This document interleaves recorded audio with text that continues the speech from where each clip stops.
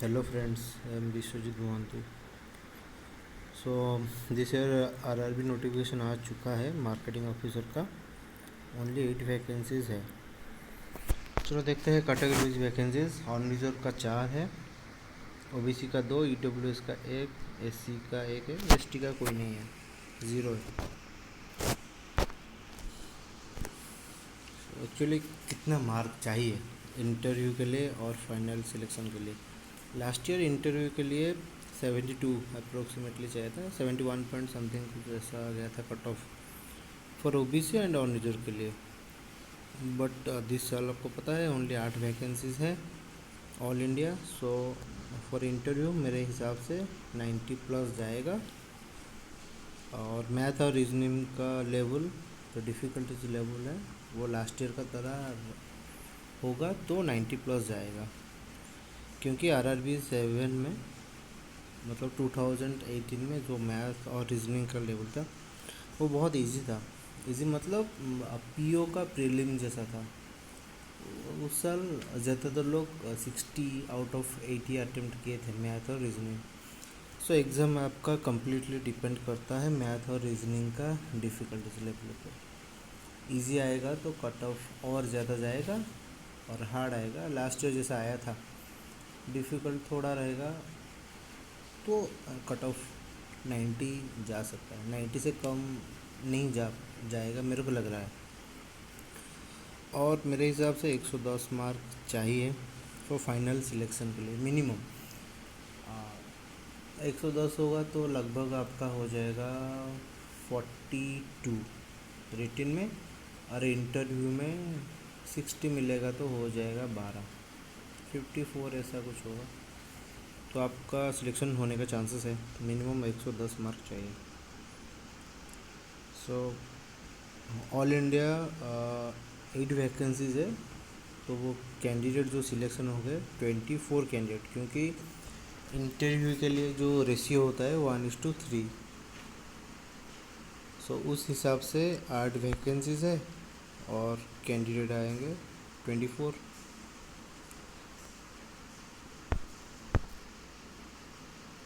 Subject wise plan देखते हैं। If the difficult level of exam as per last year जैसे था ना आरआरबी 8 का, उस हिसाब से होगा तो क्वांट में 18 ला सकते हो, रीजनिंग में 17, लैंग्वेज पेपर में 8, कंप्यूटर में 17 आउट ऑफ 20, मार्केटिंग में 25 एंड फिनेंशियल अवेयरनेस में 25, ऐसे करके 110 आउट ऑफ 200। एज पर मी ये मेरा स्ट्रेटजी है। आप किसी का क्वांट अच्छा होगा तो वो ज़्यादा ले पाएगा, ऐसा है। और इजी आएगा जैसे आरआरबी 7 में आया था 2018 में, तो आप 60 मैथ रीजनिंग में कर सकोगे easily, 60 out of 80 marks. So computer के लिए computer awareness and MS office का फंडामेंटल चाहिए। कंप्यूटर अवेयरनेस के लिए आर्यन का ये बुक बहुत इम्पोर्टेंट है और हेल्पफुल है। इसको मैं स्टडी किया था, इसी से ज़्यादातर क्वेश्चन आता है। और नेक्स्ट आ गया मार्केटिंग। मार्केटिंग में वही फिलिप कोटलर का बुक चाहिए मार्केटिंग मैनेजमेंट का। और मैनेजरल इकोनॉमिक्स से भी 2-3 क्वेश्चन आता है। ये हो गया मार्केटिंग का। Philip Kotler book is sufficient मेरे हिसाब से। और मैनेजरल इकोनॉमिक्स का थोड़ा बहुत पढ़ोगे तो हो जाएगा। क्वांट में जो आता था आया था लास्ट ईयर, वही पीओ का लेवल होता है, पीओ मेंस का। जैसे डीआई में 20 मार्क आया था, data sufficiency 5 marks, number series और इनइक्वालिटी 5 मार्क्स, अरिथमेटिक 10। इस तरह से 40 मार्क आएगा। ये डीआई मेन है। दो ये तो है ना मेंस का एग्ज़ाम, तो डीआई में 20 मार्क का तो आएगा, क्वांट में डीआई का 20 मार्क आएगा। और रीजनिंग में पज़ल लगभग 20 मार्क आता है। बॉक्स पज़ल हो गया, लीनियर सीटिंग अरेंजमेंट हो गया, ऐसा पिपुल एज ऐसा आता है। Box puzzle, floor puzzle 20 mark आएगा आउट ऑफ 40, ये तो श्योर है। मशीन इनपुट आउटपुट में से 5 मार्क आता है। सिलॉक्स एंड इनइक्वालिटी 8 मार्क का लगभग आया था लास्ट ईयर। और कोडिंग डिकोडिंग नहीं आया था, आएगा तो इस साल तो 5 मार्क का आने का पॉसिबिलिटी है। डायरेक्शन से भी 1-2 आ सकता है। और लॉजिकल रीजनिंग से भी 5 मार्क, ये कंपलसरी है। लॉजिकल का 5 मार्क और पजल का 20 मार्क, ये कंपलसरी है। मशीन इनपुट आउटपुट से भी एक आएगा 5 मार्क का। और वो सिलॉक्स इनइक्वालिटी ये डिपेंड करता है। इंग्लिश में मेनली कंप्रेंशन आएगा 10 क्वेश्चन, 2 पैसेज का आएगा। Parajumble, error spotting, matching column, double filler, word usage, improvement, इसमें से थोड़ा बहुत आएगा। तो लैंग्वेज सेक्शन में क्या है कि 20 मार्क्स है, 40 क्वेश्चन, तो इसमें मैक्सिमम 10 से 15 मिनट टाइम दो तो सफिशेंट है। ज़्यादा टाइम देना है मैथ रीजनिंग में। और मेन आ गया फिनेंशियल अवेयरनेस। फिनेंशियल अवेयरनेस में क्या है, कुछ लोग सोचते हैं कि करेंट अफेयर्स भी आएगा, ऐसा नहीं है। फिनेंशियल अवेयरनेस में ओनली बैंकिंग एंड इकोनॉमिक आता है। तो फेब से लेके एग्ज़ाम डेट तक पढ़ाई करोगे तो हो जाएगा फिनेंशियल अवेयरनेस का। जैसे मैं लास्ट ईयर पढ़ाई किया था आडा 247 से IBPS guide, study IQ, exam Pandit 22 pro. And और एक है यूट्यूब का चैनल नितिन जैन, वो भी अच्छा देता है। तो उससे भी आप करेंट बैंकिंग एंड इकोनॉमी का मंथ वाइज पढ़ाई कर लो। इतना साइड में दिया हूँ, लेकिन सब पढ़ाई करके जाओगे तो सब साइड से आपका लगभग कवर हो जाएगा 100%।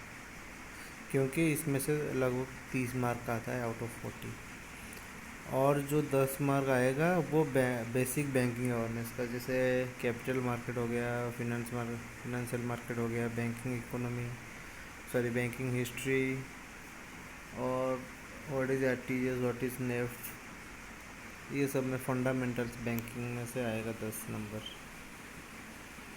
तो ये हो गया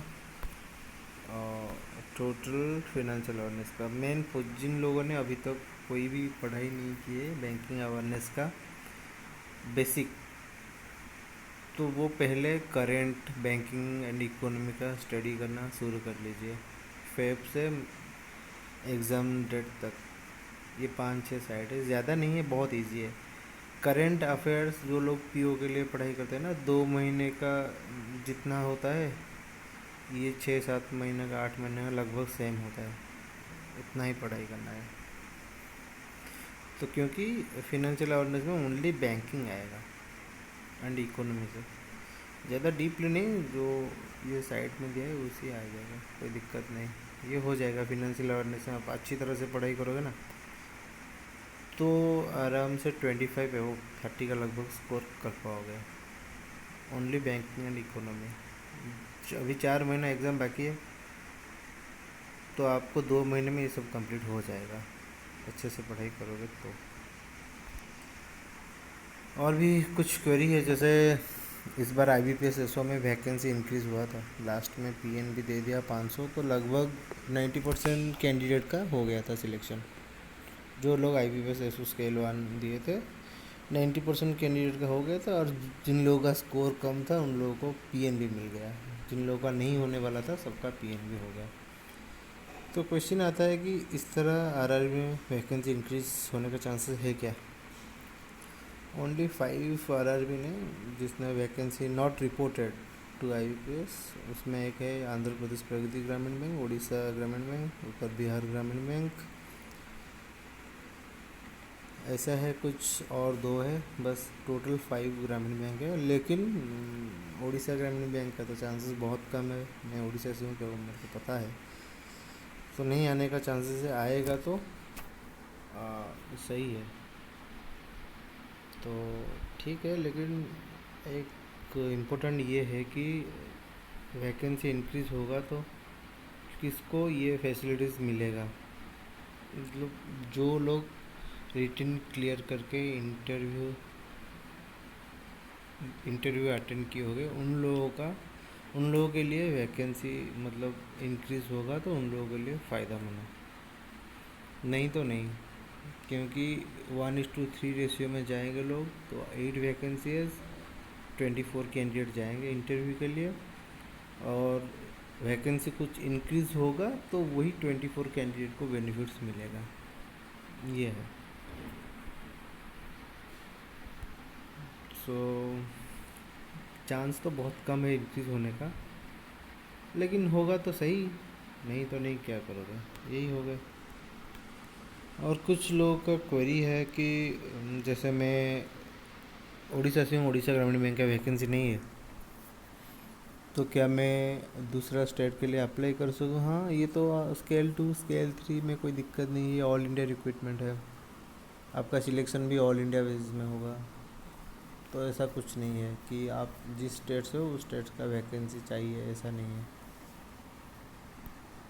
तो ये है, और कुछ था बाकी नहीं, बस हो गया। अभी टाइम है, 4 महीने का लगभग टाइम है, लेकिन कट ऑफ भाई बहुत हाई जाएगा, ये मान के चलो, क्योंकि इतना कम वैकेंसी कभी नहीं आया था मार्केटिंग ऑफिसर का, इस बार बहुत ही कम आया, बहुत बहुत बहुत। मेरे को जितना लास्ट ईयर में जितना ये एनालिसिस किया था, हर साल मिनिमम तो 35 वैकेंसी आता था, लेकिन इस बार क्या हुआ पता नहीं, बहुत कम हो गया, इवन कि आईटी से भी कम हो गया, आईटी ऑफिसर से। तो ठीक है, अच्छे से पढ़ाई करो, 8 वैकेंसी भी कम नहीं है, ज़्यादा है। ट्राई करो कि मेंस क्लियर करने के लिए, और इंटरव्यू अटेंड करोगे तो वैकेंसी इंक्रीज़ होगा, तो चांसेस है। और जो रिज़र्व कैंडिडेट है ना, जो बीसी ईडब्ल्यूएस एससी कैटेगरी का, ये क्या होता है कि इंटरव्यू तक जो कैंडिडेट का रेशियो बनता है वो 1:3, मतलब ऑन रिजर्व का 4 कैंडिडेट है तो 12 लोग यूआर से जाएंगे, ओबीसी से 6 लोग, ईडब्ल्यूएस से 3, एससी से 3, ऐसे हो के 24 कैंडिडेट हो गए इंटरव्यू में। लेकिन जो फाइनल अलॉटमेंट होगा, वो जो टॉप 4 में आएंगे कैंडिडेट, वो सब यूआर में चले जाएंगे। और लेकिन एक कंडीशन है, एक ओबीसी कैंडिडेट ऑन रिजर्व में सिलेक्शन होगा तो वो सब क्राइटेरिया फुलफ़िल करना पड़ेगा उसको, तभी जाके हो पाएगा। जैसे उसका एज है बड़ा क्राइटेरिया, जैसे मेरा था, मैं ओबीसी से अप्लाई किया था बट मेरा सिलेक्शन ऑन रिजर्व में हुआ था। मेरा एज 32 से ज़्यादा होगा तो मैं ओबीसी में ही रहूँगा, जितना मार्क लाने से भी कोई फ़ायदा नहीं है, मैं ओबीसी में ही मेरा सिलेक्शन होगा। तो ये फ़ायदा ओनली रिज़र्व कैटेगरी वालों को मिलेगा। तो ठीक है, तो अच्छे से पढ़ाई करो, और लगभग 4 महीना बाकी है, मेरे हिसाब से दिसंबर फर्स्ट वीक में तक हो जाएगा एग्ज़ाम, लेकिन कोविड-19 की वजह से कोई गारंटी नहीं है क्या होगा क्या नहीं। ठीक है, मेरे को लग रहा है, मेरे को जितना आइडिया था उतना शेयर करा। अच्छे से पढ़ाई करो, 4 मंथ इनफ है मेरे हिसाब से, मेरा जो लास्ट ईयर का एक्सपीरियंस था। लेकिन जिन लोगों का थोड़ा बहुत प्रैक्टिस है ना पहले से, अब मैथ रीजनिंग में, उन लोगों को बहुत बेनिफिट मिलेगा। चलो बाय।